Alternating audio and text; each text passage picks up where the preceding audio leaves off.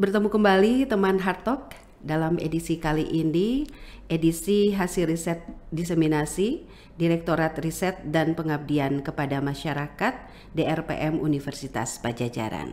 Saya Evi Fadilah akan bersama dengan Anda dalam perbincangan yang sangat-sangat menarik tentang berkaitan dengan energi alternatif. Itu sesuatu yang memang menjadi agenda ya bagi kita semua.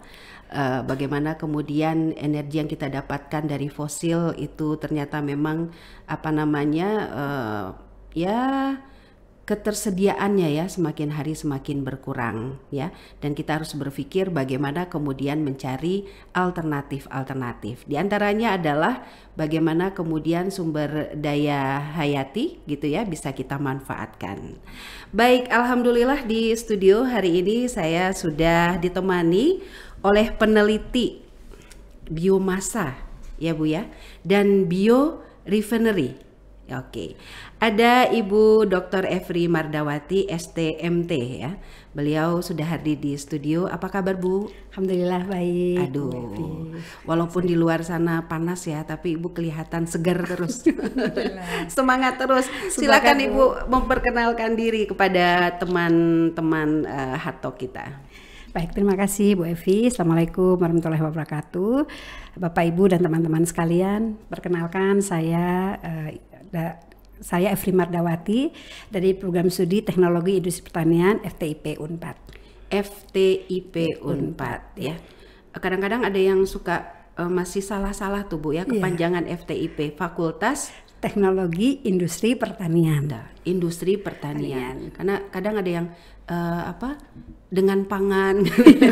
Betul Bu, kami beberapa kali mendapatkan surat undangan atau apa tuh berbeda-beda nama fakultasnya. Jadi sekarang sekali lagi diluruskan ya. Baik, Bu Efri, tadi disebutkan bahwa yang menjadi concern atau bidang kajian dan penelitian Bu Efri adalah di bidang biomasa. Terus juga disebutkan tadi biorefinery. Itu apa bedanya Bu? Iya, baik. Terima kasih Bu Evi ini ya. Jadi betul seperti kata Bu Evi tadi bahwa energi sekarang menjadi hal yang sangat krusial. Energi pangan ya. Jadi ketahanan pangan dan ketahanan energi ini menjadi betul-betul concern baik nasional maupun internasional saat ini. Terutama tentang sudah terjadi guncangan terhadap ketersediaan energi fosil begitu ya Bu ya. Nah, maka para ilmuwan, para teknolog, para pengambil kebijakan baik nasional maupun internasional sekarang sedang memikirkan sumber daya selain tadi sumber daya fosil. Ya tentu saja terutama adalah sumber daya hayati atau biomasa tadi. Berarti betul ya saya tadi? Iya betul, wah luar biasa. Sok tahu banget. FTIP. Hanya itu doang ya Bu ya. Padahal itu udah jadi semacam concern banyak orang memang ya. Itu betul, kemudian hal seperti itu juga cepat saya sampaikan atau tangkap gitu ya, dan saya sampaikan karena itu memang sudah jadi concern banyak orang saat sekarang. Nah, kalau istilahnya tadi ya bahwa beralih kepada sumber daya hayati. Jadi hayati ini maksudnya benar-benar dari tumbuhan, dari gimana Bu itu? Jadi biomasa ini adalah turunan langsung dan tidak langsung dari tanaman dan hewan gitu yang dapat. Oh, hewan juga bisa. Ya, jadi tanaman yang langsung atau tidak langsung dari misalnya biomasa dari hewan yang dapat digunakan untuk sumber pangan, untuk energi, untuk biomateria dan juga untuk pakan. Nah, kalau misalnya langsung tadi dari biomass, ada beberapa sumber biomass, dan tidak langsung tadi ada berupa limbah, baik limbah agroindustri maupun limbah peternakan tadi. Oh, jadi kalau istilahnya kotoran hewan, hewan itu termasuk? Termasuk. Itu tuh termasuk limbah atau apa disebutnya? Itu termasuk biomass limbah peternakan. Biomass limbah. Jadi secara konsep itu sebetulnya ada 6 jenis biomasa. Jadi ada biomasa yang berasal dari tanaman penghasil pati, gula dan pati, seperti misalnya tanaman singkong gitu ya. Nah, kemudian ada biomasa yang berasal dari tanaman penghasil minyak. ya, ada kelapa sawit dan lain-lain. Ada lagi yang disebut dengan herbaceous biomass. Jadi ada biomasa yang berasal dari herbal, ya, herbal ya, jahe merah dan lain-lain gitu ya. Jadi kayak ciri dan lain-lain. Kemudian ada lagi biomasa yang berasal dari aquatic biomass. Jadi biomasa yang berasal dari sumber daya perairan. Kemudian ada lagi biomasa yang berasal dari limbah. Tadi limbah pertanian gitu ya. Jadi ini merupakan sumber-sumber biomasa yang tadinya malah menjadi beban lingkungan. Nah, apabila diolah justru dia menjadi bahan baku untuk produk-produk yang value added-nya jauh lebih tinggi. Termasuk limbah juga kah kalau di pasar-pasar pasar induk lah gitu ya Bu ya? Atau mungkin di petani ketika panen itu misalnya kayak kol gitu kan banyak yang istilahnya yang dibuang lah ya, bukan jadi tidak terangkut gitu ya. Itu termasuk juga termasuk biomas. Ya, jadi sampah-sampah perkotaan, kemudian sampah sampah organik, rumah tangga itu juga termasuk adalah sumber daya biomas yang berupa limbah tadi. Jadi bisa dikatakan ini justru kemudian menjadi potensi yang luar biasa ya Bu ya. Barangkali di satu sisi kita buang-buang aja gitu ya, betul. Tapi ternyata itu bisa dimanfaatkan. Nah, kalau Ibu sendiri dari keenam sumber biomasa ini lebih spesifik pada sumber tertentu kah, misalnya ke tanaman pati kah, ke herbal kah, atau semuanya juga ikut digarap lah gitu? Jadi kami mengembangkan biomasa ini di dalam sebuah teknologi yang disebut dengan biorefinery. Jadi biorefinery ini sebuah gabungan konsep ya, fasilitas dan proses di mana mengolah limbah biomasa ini tidak hanya menjadi satu produk tapi bisa menghasilkan beberapa produk. Jadi tadi salah satu tadi limbah misalnya tadi misalnya limbah penghasil tanaman penghasil minyak misalnya kelapa sawit gitu ya. Kelapa sawitnya dipres menghasilkan CPO, crude palm oil, nanti digunakan sebagai sumber minyak ya untuk pangan. Kemudian dia menghasilkan beberapa limbah, ada limbah padat dan limbah cair. Nah, limbah padat diantaranya ada fiber, ada tandan kosong kelapa sawit kemudian ada juga batangnya, ada pelepah gitu. Kemudian limbah cairnya selama proses itu ada disebut dengan POMI, palm oil meal effluent. Nah, itu semuanya dapat digunakan untuk bioenergi dan biomaterial. Jadi di dalam satu biomasa itu bisa menghasilkan beberapa produk begitu. Nah, jadi concern kami, kita punya nama disebut dengan Pusat Kolaborasi Riset Biomasa Biorefinery.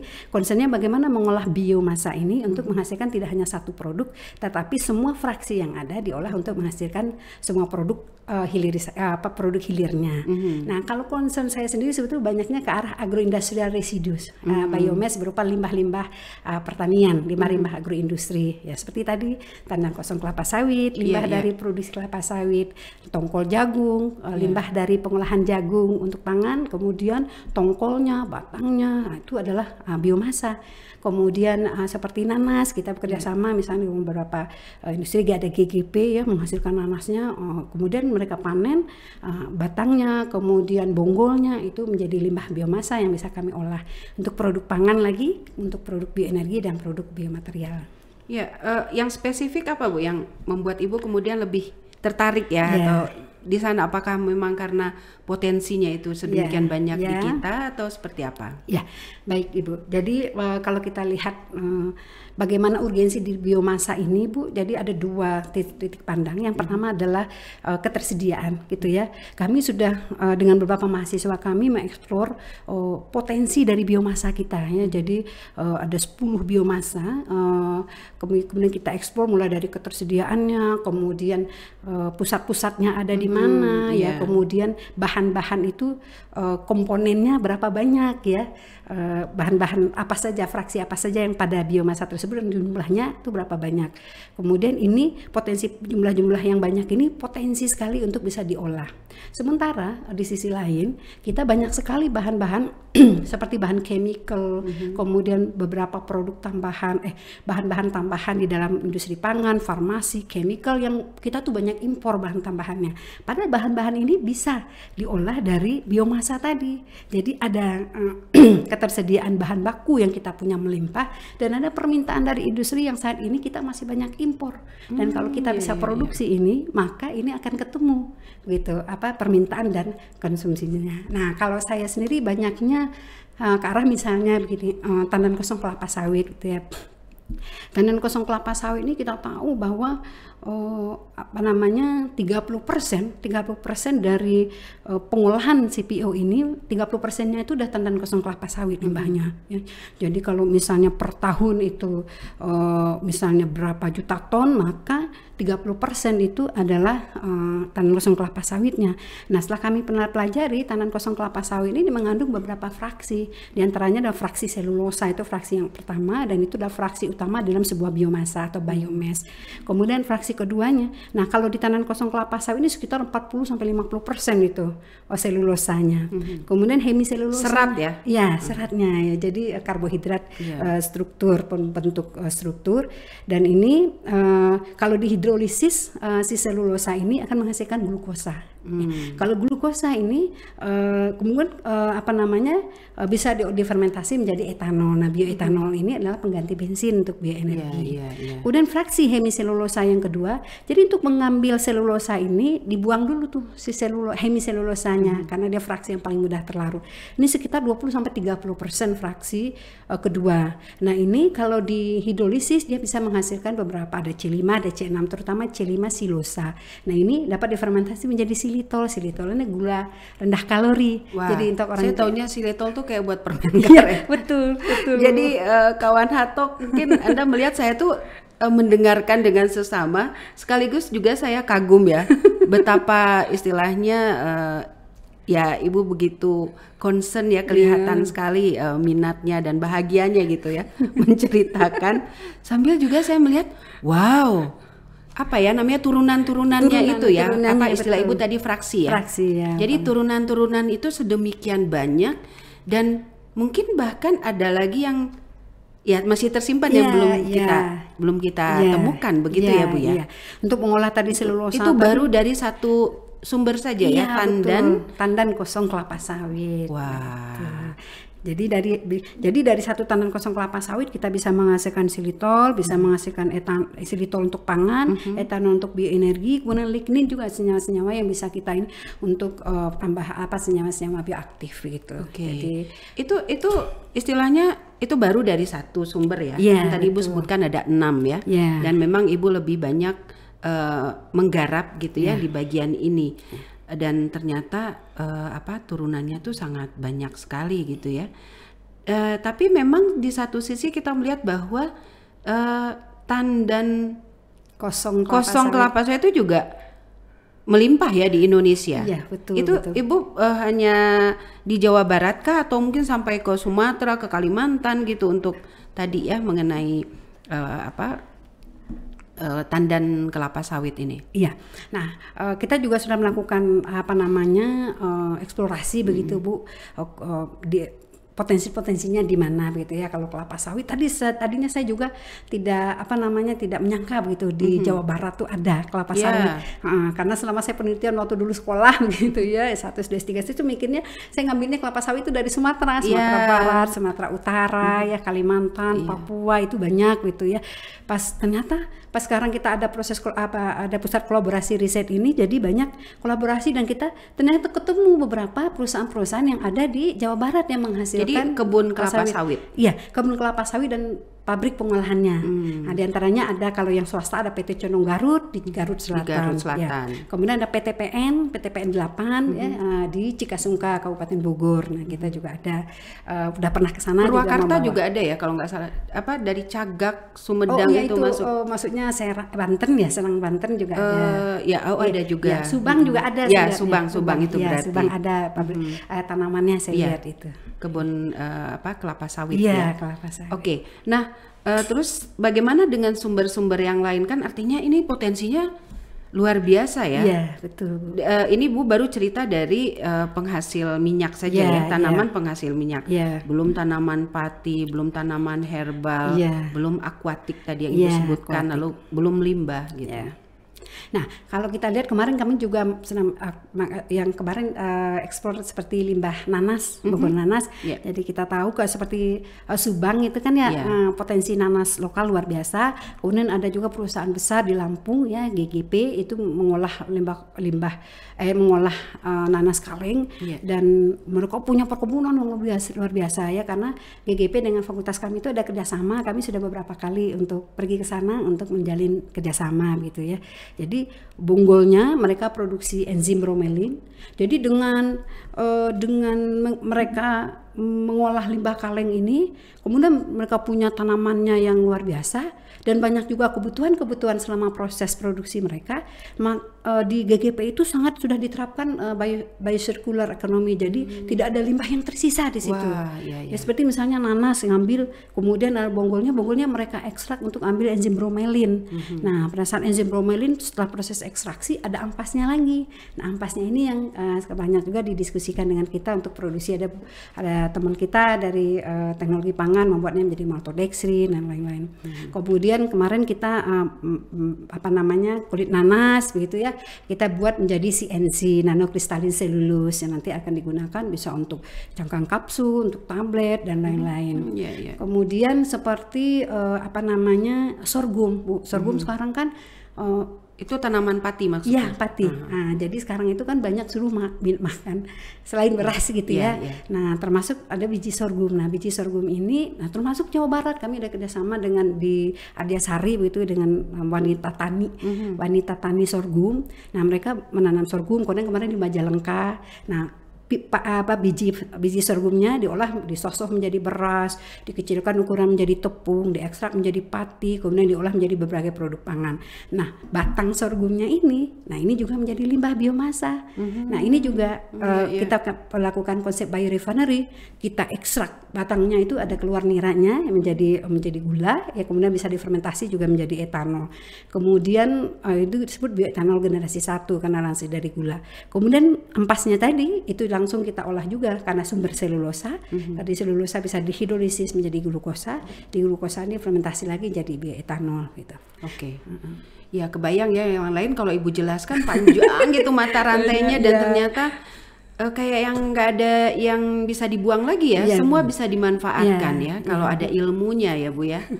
Dan ini masih terus berkembang. Nah, di antara ini kemudian Bu yang paling berkembang menurut Ibu ya, penelitiannya gitu ya, dari 6 sumber biomasa ini, mana yang menurut Ibu paling berkembang gitu ya penelitiannya? Nah, kalau dilihat dari potensi urgensinya Bu, penggunaan biomasa berasal dari agroindustrial residues atau limbah pertanian ini sangat dibutuhkan, karena selain untuk menghasilkan produk value added product, tetapi dia juga dapat mengatasi masalah lingkungan karena limbah mengurangi ini sampah gitu ya. Sampah. Jadi kalau limbah ini tidak ditangani, dia akan menjadi beban lingkungan yang luar biasa. Nah, kalau dia ditangani dan diolah menjadi produk yang value added-nya lebih tinggi, maka dia tidak lagi menjadi beban lingkungan, malah menghasilkan benefit lagi bagi perusahaan gitu. Nah, jadi kalau dilihat dari urgensi yang kemudian, tapi kalau dilihat potensi ke depan sebetulnya aquatic biomass ini juga sangat aquatic itu termasuk juga yang di laut. Iya, jadi biomasa sumber daya laut kita kan luas sekali ya Bu. Iya, sumber daya perairan gitu ya. Misalnya biomasa sumber daya perairan seperti misalnya mikroalga gitu ya. Mikroalga ini sekarang menjadi, kalau tadi ada rumput laut ya. Ya, jadi mikroalga ada generasi 1, ada generasi 2, maka yang berkembang nanti bioenergi adalah bioenergi generasi ketiga yang berasal dari mikroalga ini. Jadi itu aquatic ya, kalau eceng gondok juga termasuk? Masuk aquatic? Ya, masuk aquatic biomass. Itu bisa jadi. Kan di satu sisi dianggap mengganggu, tapi udah banyak juga ya Bu ya, entah dibikin kerajinan dan sebagainya, tapi juga bisa diolah menjadi biomasa, bioetanol ya, bioenergi, dan ini bagian turunan dari biomasa itu tadi. Tapi dari semuanya itu yang kebayang oleh saya adalah proses pengolahannya Bu, itu bagaimana? Apakah itu Kalau Ibu barangkali ada skala lab gitu ya, atau skala industri, atau bisa skala rumahan atau gimana? Iya, baik Ibu. Jadi memang pemanfaatan biomasa ini kalau dari penelitian kan kita menggunakan bioreaktor ya, skala lab, kemudian di scale up, skala pilot, kemudian beberapa industri bisa mengembangkannya dalam bentuk skala industri begitu. Jadi memang kalau dilihat teknologi proses pengolahan biomasa ini ada 3 proses konversinya, ada physical conversion, ada chemical conversion, ada biological conversion. Jadi tergantung nanti proses konversinya bagaimana gitu. Kemudian kalau kita lihat produk-produk biomaterial yang dihasilkan dari proses-proses ini, yang 3 proses ini juga luar biasa ya. Dan banyaknya itu adalah impor begitu, dan diperlukan di dunia. Yang impor itu apanya? Ya bahan-bahan biokimikal ini. Padahal itu bisa diolah dari, bisa kita hasilkan juga gitu ya. Nah kemudian kalau dilihat dari proses-prosesnya tadi begitu Bu, apakah bisa diterapkan? Ada yang secara konvensional memerlukan peralatan yang tidak terlalu kompleks, ada juga yang memerlukan kompleksitas ya, seperti bioreaktor kan, pengendalian dan segala macamnya. Tapi sebetulnya bisa disederhanakan juga gitu. Itu menjadi tantangan sebetulnya, tantangan tersendiri bagi kita. Para peneliti ini bagaimana begitu, yang biasanya dalam kondisi lab ideal semua, kemudian kalau mau diterapkan dapat membuat peralatan yang lebih sederhana dan tepat guna. Gitu. Nah, kalau yang Ibu jalani sendiri itu seperti apa prosesnya? Kami ada beberapa bioenergi sebetulnya yang pangan, bioenergi dan biokimikal yang kami sedang kembangkan ya. Bioenergi tadi selain bioetanol ada juga biodiesel ya. Biodiesel ini penelitian kita, misalnya dari crude palm oil ini yang FFA-nya tinggi ya, asam lemak bebasnya tinggi, ini bisa kita olah menjadi untuk biodiesel. Kalau bioetanol tadi pengganti bensin, biodiesel ini pengganti solar gitu ya. Prosesnya tidak terlalu proses transesterifikasi dan tidak terlalu seperti kalau bioetanol kan banyaknya kita menggunakan biological process, yaitu fermentasi. Nah ini kita menggunakan transesterifikasi secara chemical. Nah kemudian juga bisa bioenergi yang lain seperti adalah biogas ya. Biogas ini kami di PK Utara mengembangkan bekerjasama ya dengan sesama anggota Pusat Kolaborasi Riset Biomasa dan Biorefinery tadi untuk mengembangkan biodigester di anaerobic biodigester di PK Utara. Jadi sampah-sampah anaerob biodigester. Jadi mengolah sampah-sampah limbah-limbah ini untuk menjadi biogas. Gas, ya. Jadi ada kan daun-daun gitu kan banyak disapu-sapu sama ibu-ibu yang itu ya. Nah, sekitar PK Utara itu kita kumpulkan, kemudian limbah-limbah organik sisa kantin-kantin itu kita kumpulkan sama limbah peternakan yang di kotoran hewannya kandang percobaan kualitas peternakan dikumpulkan, kemudian kita coba untuk mengolahnya menjadi biogas. Kemudian gas yang dihasilkan kita gunakan untuk destilasi minyak katsiri. Jadi dari kompornya kemudian dialirkan. Itu yang sekarang kita cobakan. Jadi kayak terintegrasi. Jadi masalah sampah-sampah ini kita walaupun belum kontinu kita lakukan, tapi secara penelitian sudah kita lakukan dan kita mau coba ini kita bisa kembangkan untuk bisa secara terus menerus begitu. Itu sampai kepada misalnya membuat semacam model bisnisnya kah atau gimana itu? Sampai nggak ke sana?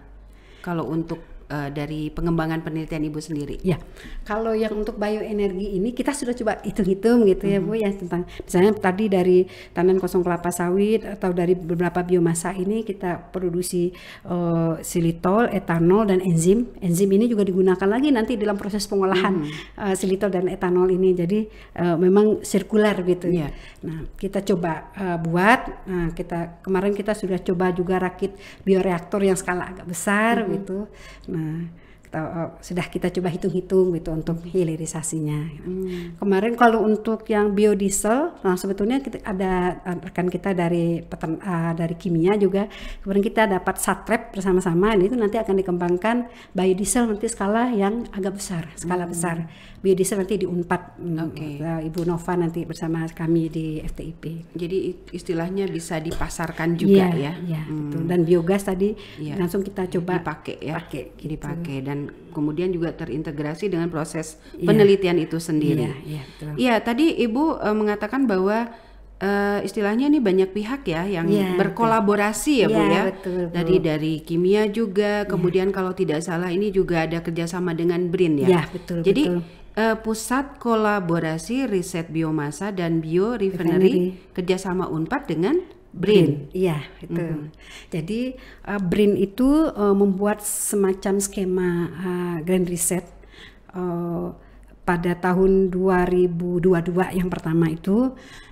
Mereka menginginkan adanya kolaborasi antar peneliti yang ada di BRIN dengan banyak pusat riset mereka, kemudian dengan banyak fasilitas peralatan mereka, ya bisa diakses oleh semuanya termasuk dengan perguruan tinggi. Jadi mereka berharap ada kolaborasi antara peneliti BRIN dengan para peneliti-peneliti yang ada di perguruan tinggi ini, maka mereka buat dengan skema pusat kolaborasi riset. Nah, waktu tahun pertama itu batch 1 itu diterima seluruh Indonesia, itu ada 6 PKR yang terima gitu ya, ada dari ITB, UGM, UI, termasuk dari 4 itu kita ada 2. Yang saya sebagai ketuanya ini adalah Pusat Kolaborasi Riset Biomasa dan Biorefinery ya. Nah, PKR Biomasa Biorefinery ini hostnya ketuanya saya dari Unpad, kemudian membawa 5 perguruan tinggi mitra dari ITB, kemudian dari UB, dari Unhas, dari Andalas dan dari IPB. Nah, mitra kolaborasi untuk universitas. Kemudian punya mitra beberapa pusat riset yang ada di BRIN. Terutama ada pusat riset biomasa dan bioproduk. Nah, Pak Dawam sebagai kapusnya. Kemudian ada lagi pusat riset kimia maju, pusat riset peternakan. Kemudian pusat riset pangan. Jadi karena di pokok bahasan kami ada 4 di PKR Biomasa Biorefinery ini. Yang pertama adalah biomasa sebagai pangan dan kesehatan, kemudian biomasa sebagai bioenergi, kemudian yang ketiga adalah biomasa sebagai bahan baku untuk biomaterial, kemudian yang keempat biomasa sebagai bahan baku untuk pakan. Jadi 4 ini. Nah, jadi semua anggota PKR ini ada sekitar 30 udunan lah istilahnya ya. 30 udunan kepakaran. 34 orang, 30 sampai 40 orang ini itu dibagi menjadi 4 ini dan saling berkolaborasi di dalam beberapa kegiatan, dan ini sangat berdampak kepada kami di perguruan tinggi, kemudian pada mahasiswa-mahasiswa kita juga. Banyak kegiatan-kegiatan kita Nah, lakukan. kan kalau istilahnya penelitian itu juga didorong untuk kemanfaatan yang nyata begitu ya Bu ya, atau mungkin lebih ininya lagi hilirisasi ya. Udah sejauh mana Bu kalau untuk hilirisasi dari produk-produk penelitian dari Pusat Kolaborasi Riset ini? PKR ya Ibu nyebutnya tadi ya. PKR ya. Jadi ada beberapa ya, termasuk salah satu hilirisasi kegiatannya. Selain itu ada beberapa kegiatan di dalam PKR ini. Yang pertama itu ada seperti pembimbingan bersama gitu ya, mahasiswa kami juga dibimbing oleh BRIN gitu. Kemudian ada kegiatan penelitian bersama. Kemudian ada joint publication, jadi ada publikasi bersama, termasuk kita membuat buku bersama, book chapter. Alhamdulillah sudah keluar yang PKRBR yang sekarang dari Springer, ada 14 chapter di sana. Luar biasa dan kolaborasi. Kemudian juga untuk mahasiswa kita MBKM, jadi kemarin itu ada sekitar 8 orang mahasiswa kami MBKM di BRIN dan langsung sekaligus tugas akhir dibimbing oleh kami dan bimbing juga oleh BRIN gitu. Nah, selain itu juga menghasilkan produk tadi, produk bersama-sama. Ada berupa prototipe produk yang dihilirkan, ada berupa draft paten dan lain-lain bersama-sama gitu. Ada beberapa produk yang bersama-sama sedang kita kembangkan. Kalau yang di Unpad sekarang kami ada disebut dengan ya Bu, yang tadi silitol etanol tadi kita sedang kembangkan untuk arah yang lebih besar skalanya. Kemudian yang kedua dari Herbaceous Biomass ya, dari biomasa herbal ini kita mengembangkan black garlic Ya, Apa, Bu? black garlic. Oh, garlic ya. Ya, garlic. Bawang putih hitam. Ya, bawang putih hitam. Cina bawang putih tapi hitam.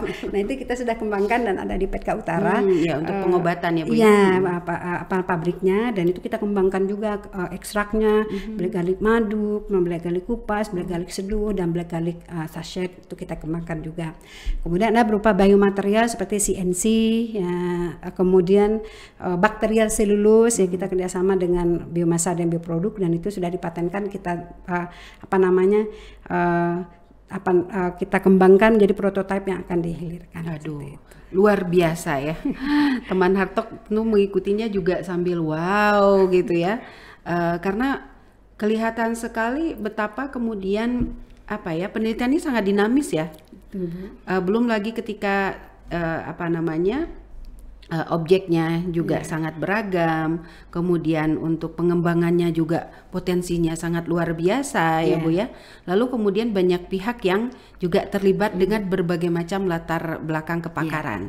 Nah, kedepannya seperti apa Bu? Apakah kemudian juga ini kolaborasinya akan diperbesarkah, atau barangkali Ibu masih perlu mitra-mitra kolaborasi yang lain begitu? Ya, betul Bu. Jadi PKR ini sekarang jumlahnya ditambah terus begitu ya, batch 1 6, tambah lagi dengan kemarin dengan jumlah batch 2 jumlahnya udah 15, ditambah terakhir 2023 ini ada beberapa lagi dapat sekitar 20-an orang jumlah 20-an PKR gitu sampai sekarang.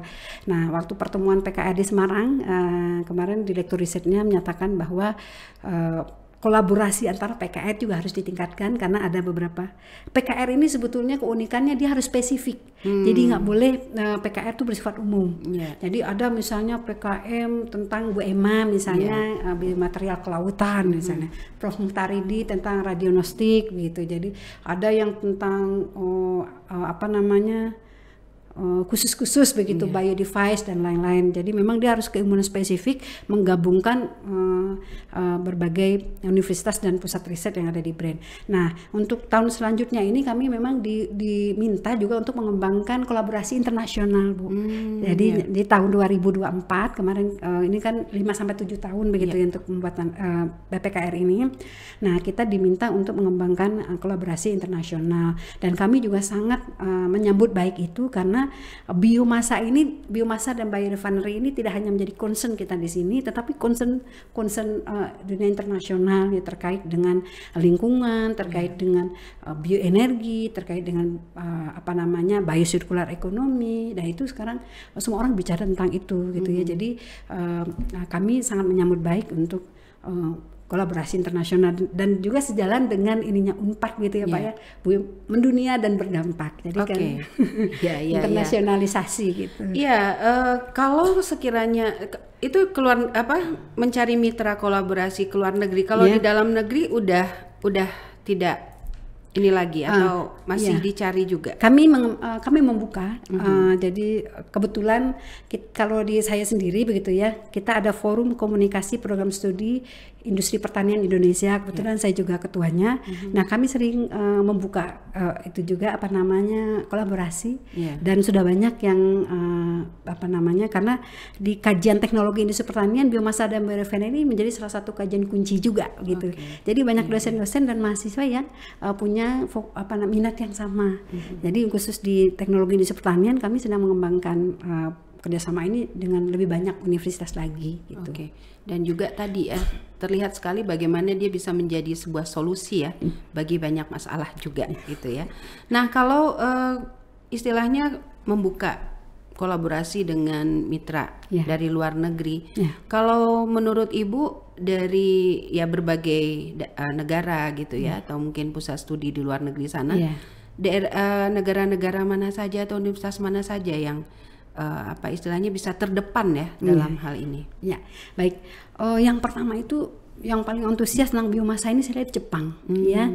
Jadi itu pernah kolaborasi juga pernah. dengan Jepang? Jadi Jepang itu saya sering mengikuti agenda tahunan, agenda rutin mereka di ASEAN Biomass Association. Karena dulu pernah berapa kali di Jepang, nah kadang-kadang di Indonesia gitu, kadang di IPB di mana. Kemudian ada para prof-prof yang memang concernnya di biomass ini, ya. Jadi seperti kesamaan fokus gitu. Dan saat tahun ini Satrep, saya juga ikut bergabung di Satrep, ada 2 Satrep di Indonesia dapat, yang salah satunya yang kita terkait juga dengan limbah, pemanfaatan limbah dan biosirkular ekonomi ini, yang terkait dengan terutama kalau Unpad itu di bidang bioenergi gitu ya, bioetanol dan biodiesel gitu. Nah, saya lihat Jepang itu sangat concern. Kemudian yang kedua Eropa. Nah, jadi Eropa punya European Biomass Association juga. Kadang mereka ada conference-nya juga. Kemudian ada exhibition-nya, ada berapa itu. Jadi karena kawasan berarti ya? Iya, jadi memang karena kelangkaan ya, karena tahun-tahun ke depan ini ketahanan pangan dan energi itu isu luar biasa. Iya. Ya, mudah-mudahan upayanya untuk kemudian menggait lebih banyak lagi mitra-mitra kolaborasi dari luar negeri ya, Bu ya. Itu lancar dan kemudian juga membawa istilahnya banyak ide-ide baru ya, mengembangkan yang sekarang ini sudah dikembangkan. Kawan Hard Talk, waduh, lebih dari setengah jam loh kita ngobrol-ngobrolnya. Dr. Efri Mardawati STMT, beliau adalah Ketua Pusat Kolaborasi Riset Biomasa dan Biorefinery ya. Kerjasama Unpad dan BRIN. Senang sekali Bu bincang-bincang dengan Ibu. Alhamdulillah saya juga menyerap energinya, semangatnya, dan mendoakan semuanya berjalan lancar. Baik, terima kasih Bu. Baik, kita sudahi dulu perbincangan kita kali ini. Teman Hard Talk, terima kasih sudah bersama-sama tadi mengikuti perbincangan dengan Ibu Efri, dan siapa tahu ya di antara Anda juga punya kenalan atau barangkali relasi dengan peneliti-peneliti di luar sana yang juga tertarik untuk mengembangkan biomasa dan biorefinery ini. Dan tentu saja saya ucapkan terima kasih sekali lagi kepada Direktorat Riset dan Pengabdian kepada Masyarakat DRPM Universitas Padjadjaran atas terlaksananya diskusi kita, ngobrol-ngobrol kita di Hard Talk, hasil riset diseminasi. Sampai jumpa.